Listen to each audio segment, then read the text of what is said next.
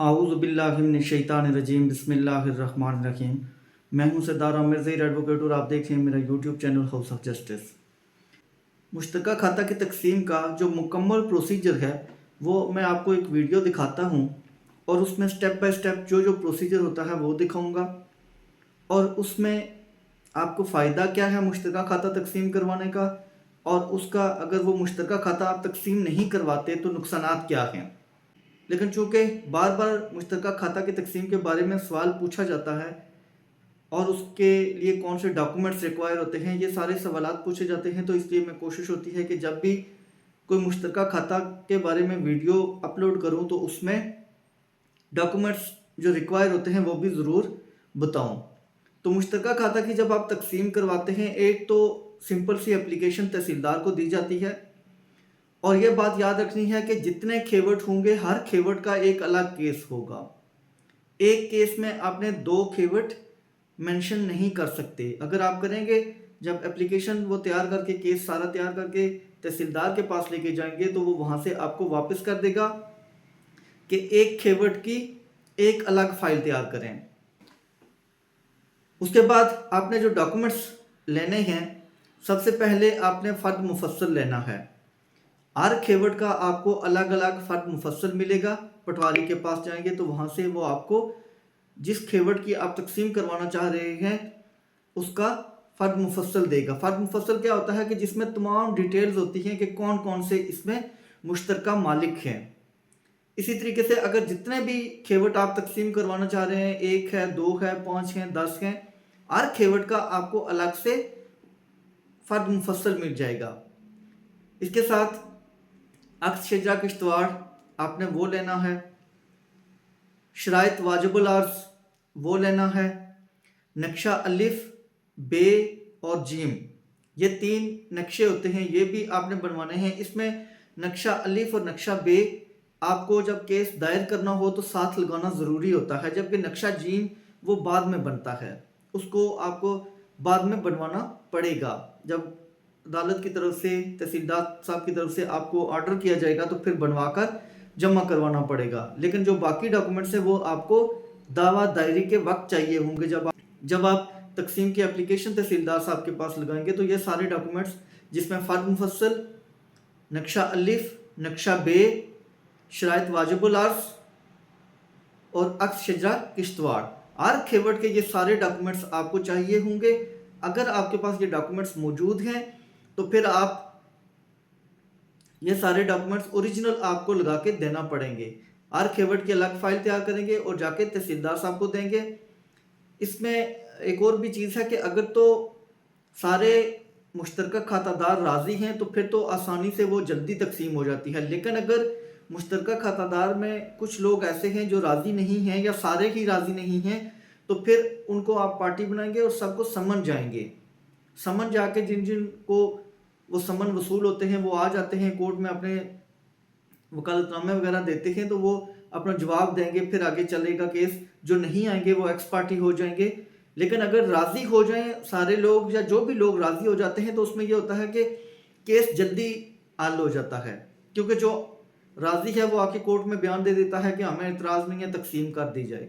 तो अब इसका जो स्टेप बाय स्टेप जो भी प्रोसीजर है मुश्तरका खाता की तकसीम का वो मैं आपको दिखाता हूँ। उसके फ़ायदे, उसके नुकसानात, वो अभी मैं आपको एक वीडियो दिखाता हूँ। अस्सलाम वालेकुम दोस्तों, आज की वीडियो आपके लिए बहुत ज़्यादा इम्पॉर्टेंट है, ख़ास तौर पर अगर आप पंजाब के किसी गांव, कस्बे या ज़राती इलाके से ताल्लुक़ रखते हैं। अगर आपके घर, ख़ानदान या रिश्तेदारों में ज़मीन का मसला चल रहा है, मुश्तरका खाता है या विरासत के बाद ज़मीन अभी तक डिवाइड नहीं हुई, तो आज की बात गौर से सुनिए।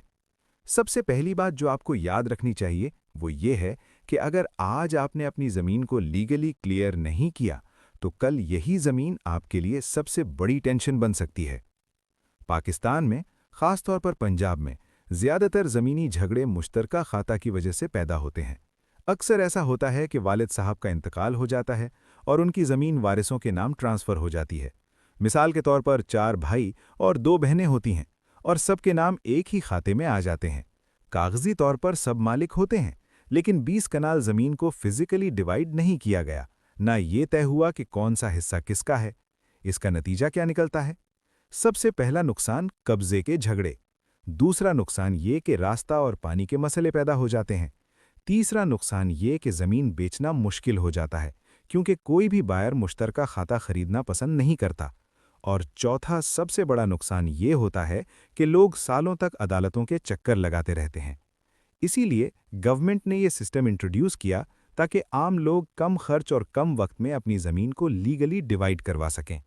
ये पूरा process Punjab land revenue act के तहत होता है, लेकिन मैं आपको बिल्कुल सिंपल ज़बान में समझा रहा हूँ। अब बात करते हैं स्टेप बाय स्टेप सॉल्यूशन की।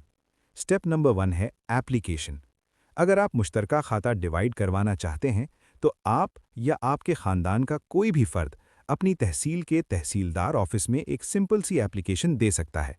इसके लिए ये ज़रूरी नहीं कि तमाम मालिक एक साथ आएं। अगर सब आ जाएं तो प्रोसेस और तेज़ हो जाता है, लेकिन अगर कोई ना भी आए तब भी एप्लीकेशन दी जा सकती है। यहाँ लोग एक कॉमन गलती करते हैं। अक्सर लोग समझते हैं कि शायद इस प्रोसेस के लिए लॉयर ज़रूरी है या बहुत ज़्यादा फीस लगती है। दोस्तों, बेसिक लेवल पर ये एक एडमिनिस्ट्रेटिव प्रोसेस है। लॉयर लेना आपका हक है, लेकिन मैंडेटरी नहीं होता। गवर्नमेंट फीस भी आमतौर पर बहुत कम होती है। स्टेप नंबर 2 है रेवेन्यू वेरिफिकेशन। जब एप्लीकेशन सबमिट हो जाती है, तो तहसीलदार इस केस को पटवारी, कानूनगो और गर्दावर के पास भेजता है। ये लोग मौका पर जाकर ज़मीन की मेजरमेंट करते हैं, देखते हैं कि कौन सा हिस्सा किसके कब्जे में है और रिकॉर्ड के साथ उसे वेरीफाई करते हैं। ये स्टेज बहुत इंपॉर्टेंट होती है, क्योंकि इसी स्टेज पर फ्यूचर डिस्प्यूट्स का रास्ता बंद किया जाता है। मिसाल के तौर पर अगर एक भाई पिछले 15 साल से ज़मीन के किसी खास हिस्से पर कब्जा किए हुए है और दूसरा भाई शहर में रहता है, तो ये बात रिकॉर्ड का हिस्सा बन जाती है। यहाँ तक प्रोसेस का पहला हिस्सा मुकम्मल होता है।